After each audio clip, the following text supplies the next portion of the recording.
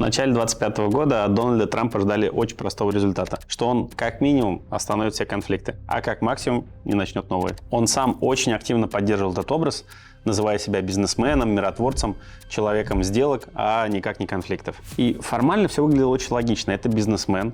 Он не любит хаос, он любит четкие структурированные решения. Практически сразу реальность стала резко отличаться от ожиданий. Трамп не гасит хаос, он делает этот хаос своим рабочим инструментом. And then after the war, which we won it big. Without us, right now you'd all be speaking German and a little Japanese, perhaps.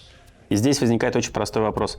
Почему раньше очень важно для трейдеров было посмотреть на аналитику и отчеты, а сейчас все смотрят исключительно в Twitter, он же X, а что там сказал Трамп? Именно про это я сегодня вам и расскажу. Мы пройдемся по высказываниям Трампа, поймем, почему это все происходит, разберем последствия и, самое главное, поймем, а что нам с этим всем делать. Сначала, прежде чем разбирать всю ситуацию, нужно понять, а кто такой Трамп и почему его слова вдруг стали каким-то не то что камнем преткновения, а самым-самым важным из того, что может быть на рынке. Когда мы говорим про Трампа и про его эмоциональные реакции и высказывания, важно понимать одно.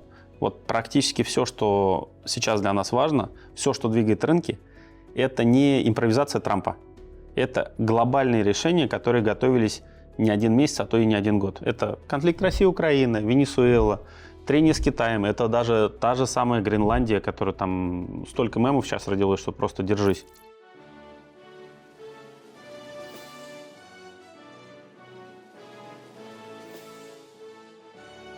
Но это все готовится заранее. Просто Трамп это очень-очень эмоционально озвучивает. И это сразу меняет картинку ожиданий рынка. Эти решения требуют ресурсов и политического капитала. И Трамп сознательно этот политический капитал накапливает, в отличие от предыдущей администрации. Он поднимает тарифы и фактически обкладывает весь мир налогами. Он жестко торгуется даже с союзниками. Он реально возвращает США в позицию страны, которая только требует, она вообще ничего не объясняет. Это и есть его самая главная ресурсная база. Да, он бывает очень грубым, он бывает очень эпатажным. Иногда на это смотришь все вообще как на репортаж сумасшедшего дома. Но за всем этим стоит тонкий, холодный расчет. Трамп не только президент, он в первую очередь бизнесмен. Он несколько раз был банкротом.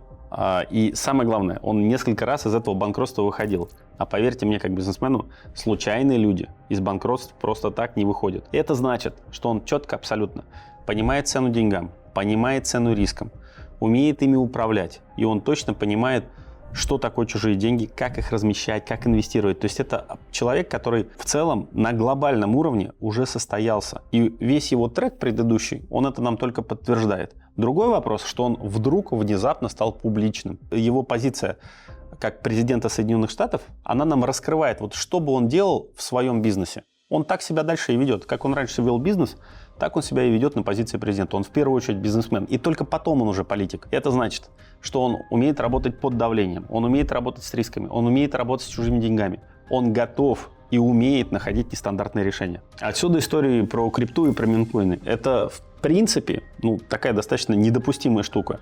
Ни с этической точки зрения, ни с точки зрения конфликта интересов. Вместе с тем Трамп не то что сознательно туда идет, он это даже пиарит. Он делает из этого историю успеха. Для него, как для бизнесмена, это привычная среда. Он привык работать там, где границы могут быть размыты. Собственно, на этом он и делает деньги. И здесь мы подходим к самому важному аспекту в рамках принятия решений, к его психологии. Люди, которые с ним реально работали плотно и много, это тот же Рекс Тиллерсон, бывший глава Госдепартамента, четко говорил, что Трамп не любит рассмотрение долгих стратегий, нудных документов. Он приходит, сразу давит и сразу хочет быть победителем здесь и сейчас. Трамп – это типичный нарцисс. Ему важен эффект, ему важна публичность, ему очень-очень сильно важно, а что про него скажут и как его воспримут. Давайте вспомним его медийный бэкграунд.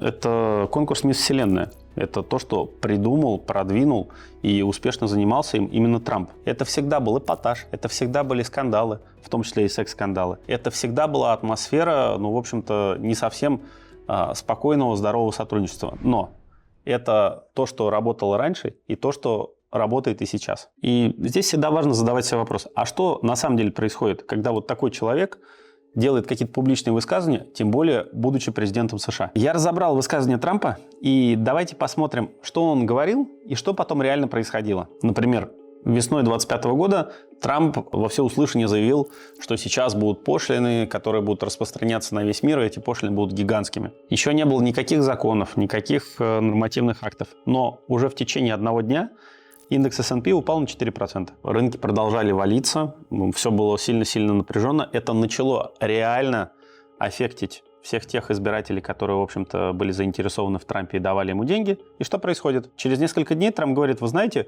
мы готовы, в общем-то, рассмотреть 90-дневную паузу. Индекс сразу вырос на 10%. Только после слов Трампа, что он готов эту паузу рассматривать. То есть индекс продемонстрировал самый крупный рост фактически за десятилетие. При том, что вот фундаментально ничего не изменилось. Не поменялись, не были введены в действие новые законы или вот прям сразу отменены старые. Просто поменялась риторика. Кстати, с Китаем до сих пор тогда окончательно не договорились. Или, например, Трамп рассуждает про темпы роста экономики и просто упоминает факт того, что что-то рост не очень такой сильный, как он ожидал. И хочется чего-то большего. И вообще перспектива, пока выглядит не супер классной. Это вот буквально то, что он сказал. Что происходит? Да на следующий день рынок валится так, что это было рекордное падение с 2022 года. И это работало и раньше. Трамп просто выпустил твит про Amazon, и все. Котировки не просто покатились, они упали. Притом всего лишь за несколько часов. И это, напомним, было в 2017 году. То есть Трамп не сильно-то поменялся. Сразу возникает вопрос, а нет ли здесь манипуляции? На самом деле, действительно, знал бы прикуп, жил бы в Сочи. Тут же все очень просто. Если ты знаешь, куда реально пойдет рынок, а очень несложно догадаться, куда после такого твита про Amazon поедут котировки, то, в общем-то, 1 или 2 таких кейса, и ты уже мультимиллионер, тебе работать вообще не нужно. Очень важно отметить следующее, что проверок было, очень много. Значимая часть усилий предыдущей администрации, то есть администрации Байдена, была направлена на следующее. Не пытался ли Трамп манипулировать рынком? А нет ли у него признаков обогащения на инсайдерской торговле? И вот здесь на данном этапе ничего точно не нашли. Ни Трамп, ни его какое-то ближайшее окружение не были уличены в инсайдерской торговле. Но как не были уличены, это не значит, что не было, правда? Давайте будем откровенны. Его слова – это двигатель не просто какой-то одной акции, типа Амазона. Его слова двигают самый крупный, самый ликвидный и самый насыщенный деньгами рынок – американский. Поэтому, если кто-то по случайному совпадению знает, что и когда он скажет, дальнейшую цепочку действий построить вообще несложно. Это просто путь к моментальному, практически безрисковому обогащению. Вот смотрите, что мы поняли, что высказывание Трампа, то есть с одной стороны, это всегда последствия каких-то долгосрочных проработанных решений, а с другой стороны, они явно сильно коррелируют с возможной инсайдерской торговлей. Мы посмотрим, как высказывание Трампа связано с реальными экономическими интересами отдельных компаний, с геополитическими интересами США и как это все ложится в одну стройную, красивую картинку. Пример про Венесуэлу очень показательный и достаточно свежий. То есть мы здесь говорим не про абстрактный рынок или про абстрактные движения, а мы здесь говорим про конкретную страну, которая вдруг ни с того ни с сего стала обладать недостатком демократии и избытком нефти. Ситуация немножко глубже, чем кажется на первый взгляд. Все начинается, как обычно, не с политики, не с громких высказываний, а с бабла. Венесуэльская нефть, она тяжелая. Для того, чтобы эту нефть перерабатывать, Венесуэла сама построила в США перерабатывающий завод. А потом резко национализировала ряд активов американских компаний. Естественно, тот завод, который она построила в США, к нему предъявили кучу исков, была масса арбитражных и различных разбирательств. И по итогу этих разбирательств волшебным образом вот эти перерабатывающие мощности отошли к человеку, который профинансировал кампанию Трампа на порядка $9 миллионов. Эти арбитражи успешно завершились, и получилось так, что завод обрел владельца. Владелец исключительно правильный, он исключительно лояльный. Это просто только по голове его погладить остался, он и денег занес, и, очевидно,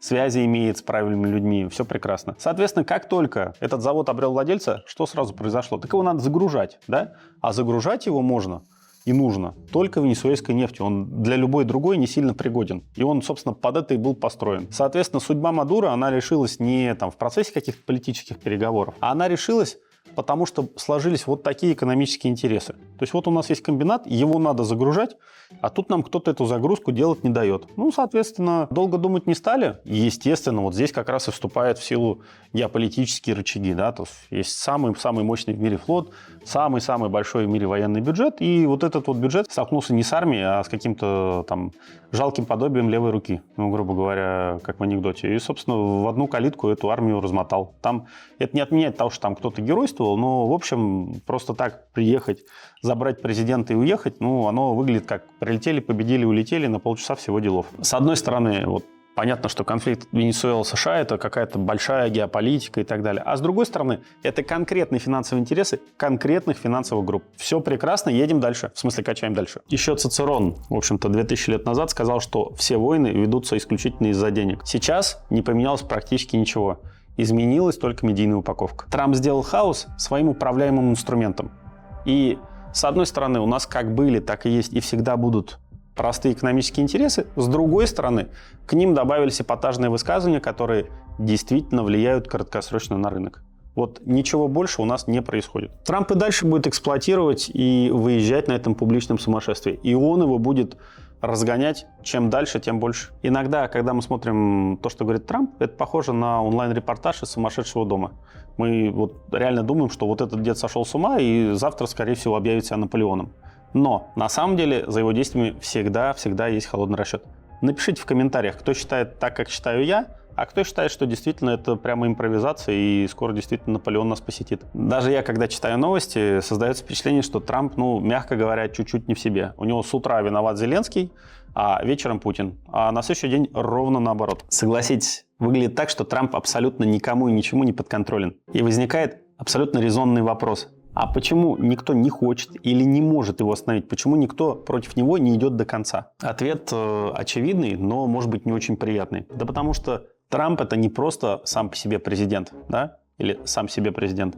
Это представитель интересов большей части элит. И в отличие от первого срока, во второй срок он договорился сильно-сильно лучше. А что это за элита? Это не просто джентльмены в смокингах или его партнеры по гольфу. Вот у нас пример про Венесуэлу очень-очень показательный.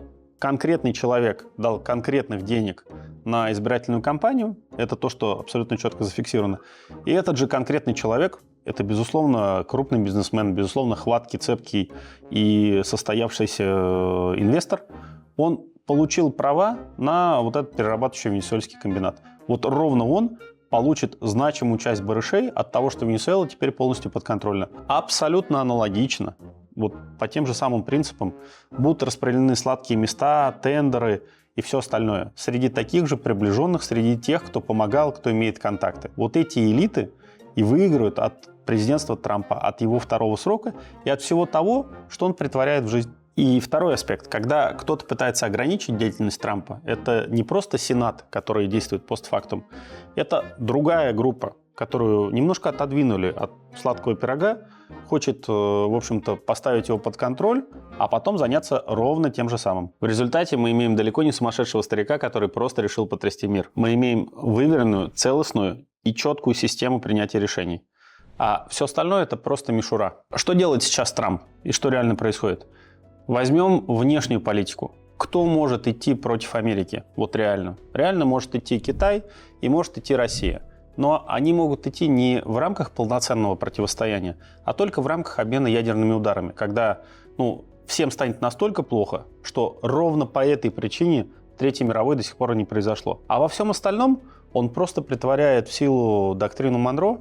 Он говорит: я сильный, я могу, значит, я сделаю. И эпатаж и экспрессия Трампа – это просто шелуха, это дань его внутреннему эго, не более того. Но в целом политика продумана, политика выверена, и она будет притворяться в жизнь. Какая угроза реально есть? Есть всегда такое понятие, как роль личности в истории. И Трамп – это тот персонаж, который действительно может действовать не то чтобы необдуманно, он может действовать достаточно импульсивно. Там, где кто-то отойдет или как минимум обдумает свое решение, Трамп сразу бросится в all-in. Это нас заставляет гораздо больше думать о том, что скажет и что сделает Трамп относительно любого другого политика. Но в целом, повторюсь, это не более чем информационная шелуха. Что нужно делать людям, которые, например, торгуют? Естественно, нужно просто сокращать риски, сокращать лимиты. Потому что с Трампом в любой момент, может, он что-то скажет, и как 10 октября, это был 10 октября, рынок просто поедет на 5% вниз. Хотя ничего не произошло, и он за неделю вырос обратно, с одной стороны. С другой стороны, для рынка крипты это был суперсерьезный удар. И многие, кто туда инвестировали, либо сократили инвестиции, либо вообще прекратили это делать. Соответственно, Трамп – это всегда дополнительный риск-фактор с точки зрения краткосрочных колебаний. Это первый момент. Второй момент, если вы хотите на этом заработать, Если вы понимаете, что грядет какое-то высказывание, можно встать в шорт, можно закупиться опционами. На этом можно стараться заработать, но это будет достаточно тяжело. Другими словами, то есть первое, если Трамп важен только с точки зрения краткосрочной стратегии, если у вас есть инвестиции, и вы краткосрочно от них зависите, сократите риски, потому что пока Трамп у власти, таких высказываний будет много, и влияние его на рынке, оно повышенное. Это первый момент. Второй момент. Для того, чтобы реально понимать, что происходит, вот что будет происходить, нужно смотреть на тектонические сдвиги. Какие тектонические сдвиги? Трамп проводит политику накапливания ресурсов. Он берет дешевую нефть Венесуэлы, он хочет забрать Гренландию и арктический шельф, и он хочет нормально договориться с Китаем. Он хочет договориться с Россией, в том числе и по ресурсам, для того, чтобы противопоставлять свою ресурсную мощь будущей мощи Китая. Вот это то, что нас ждет в дальнейшем. То есть это будет на горизонте 3, 4, 5 лет. Вот это уже прямо следует из его осуществленных действий. Вот на это и нужно смотреть. Но нужно смотреть не на риторику, а нужно смотреть на реальные договоренности и реальные действия. Если вы хотите реально разбираться в том, что повлияет на ваши финансы и что может на них повлиять, подписывайтесь на мой YouTube и Telegram канал. С вами был Кучинский Кирилл. До новых встреч!